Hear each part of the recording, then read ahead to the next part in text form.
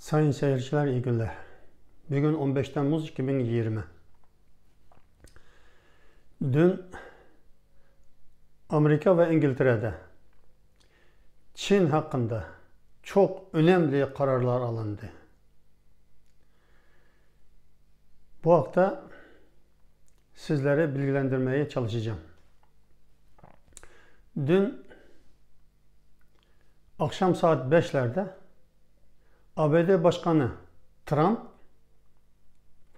basın toplantısı yaparak Hong Kong özel idare hakkında önemli açıklamalar yaptı.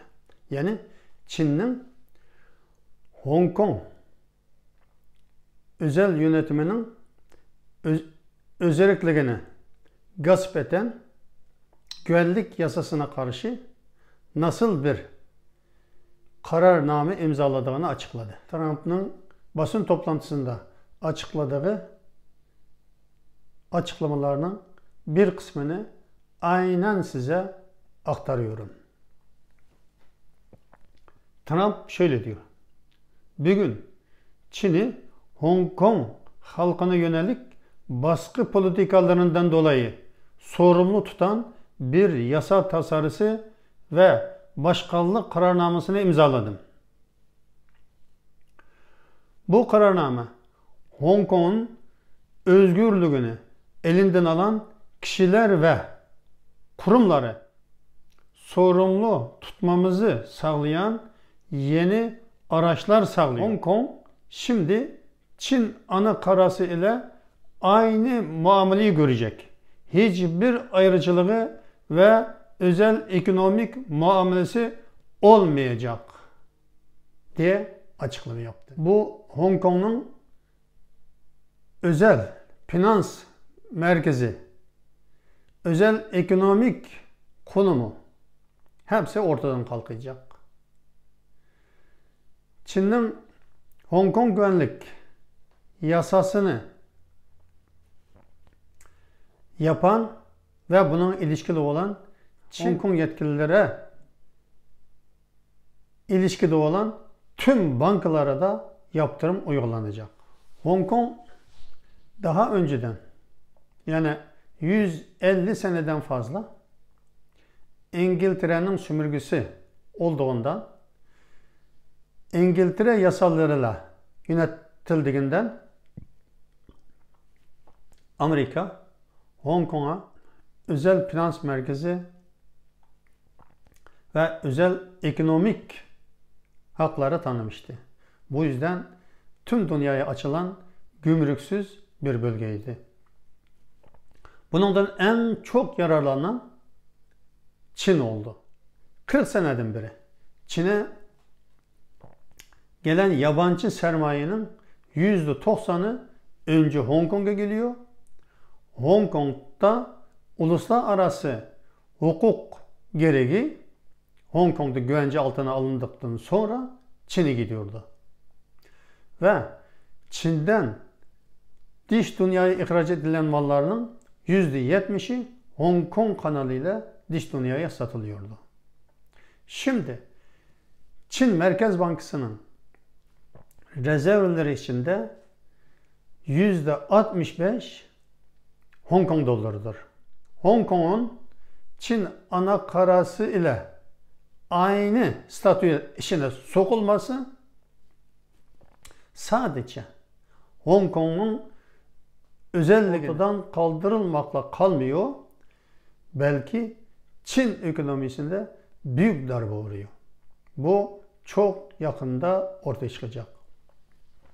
Çünkü Hong Kong, Hong Kongluların iradesini hiçe saydı. İngiltere ile Çin arasında imzaladığı uluslararası anlaşmayı ihlal etti. Bu Çin'in daha başka uluslararası anlaşmalarını zamanı geldiğinde nasıl ihlal edeceği konusunda bizlere çok önemli ipucu veriyor.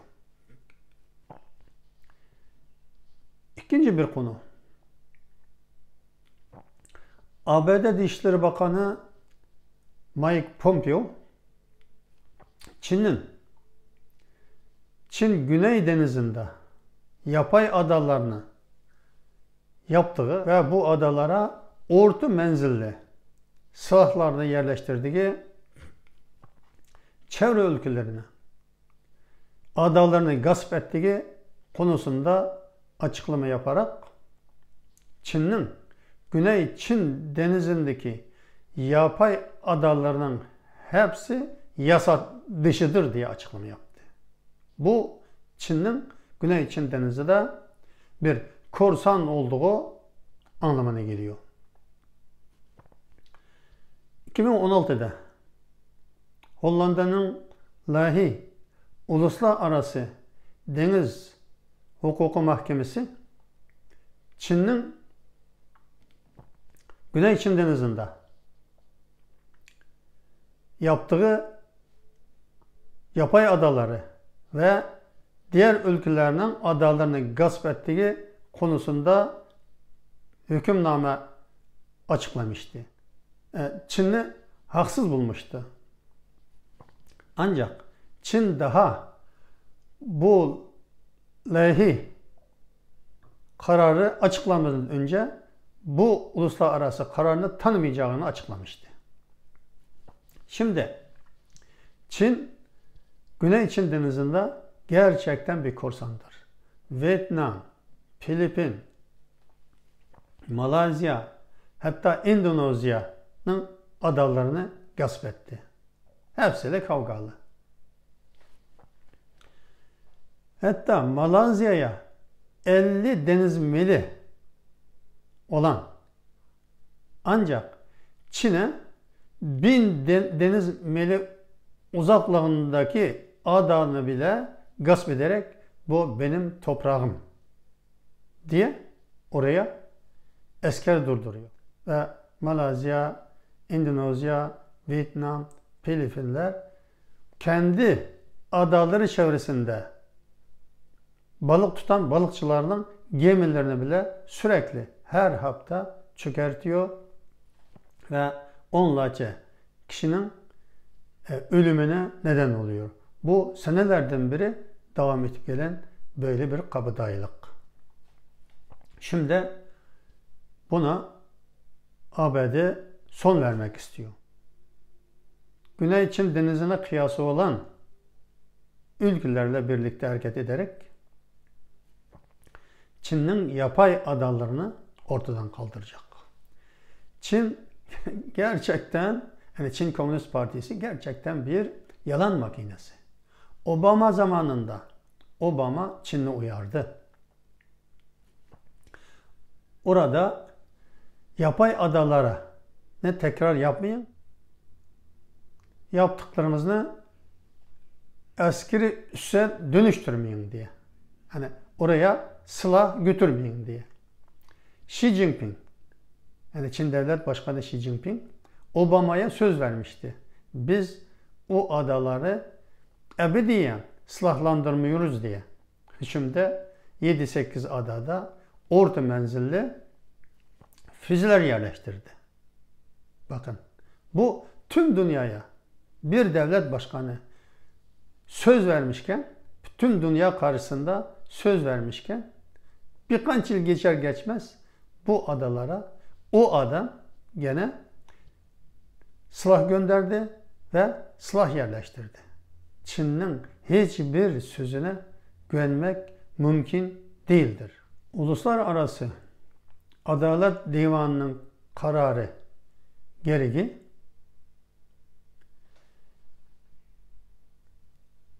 Amerika Çin Denizi çevresindeki ülkelerle birlikte hareket ederek Çin'i önlemeye kararlı olduğu belli.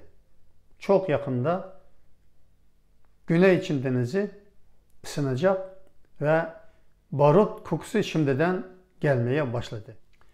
Yine bir önemli haber. İngiltere Bakanlar Kurulu toplantısından hemen sonra İngiltere'nin Medya Bakanı Huawei cihazlarını İngiltere'nin almasını yasakladığını açıkladı. İngiltere'deki Vodafone gibi büyük operatörlerin 3 seneye kadar Huawei ile olan tüm alışveriş ilişkisini kesmesini, eğer 3 sene sonra daha devam ederse telefon sinyallerinin kesilebileceği uyarısında bulundu. Bu da çok önemli bir gelişme. Gene İngiltere devlet güvenliği açısından 5G'yi, Huawei'nin 5G'si ve Huawei şirketinin İngiltere'de faaliyet yürütmesinin sakıncalı olduğunu böylece tüm dünyaya açıklamış oldu ve diğer Avrupa ülkelerinin de buna dikkat alması gerektiğini uyarmış oldu. Bu konuda dün ABD Başkanı Trump Hong Kong hakkında açıklama yaparken İngiltere'nin Huawei'ni yasaklamasından çok memnun olduğunu da açıklamış oldu. Böylelikle Çin arka arkadan uluslararası toplum tarafından dışlanmış, darbe almış oldu. Çin kendi içinde Doğu Türkistan'da, Tibet'te ve Çin'in iç bölgelerinde etnik gruplara soykırım uygularken, acımasızca toplu katliam yaparken dış dünyanın Çin Komünist Partisi'ni dışlaması, uluslararası yasaya uymasına baskı yapması ve Çin ekonomisine darbe olacak tüm önlemlerini alması çok önemli diye düşünüyoruz. Bu önemli 3 haberi sizlerle paylaşmak istedim.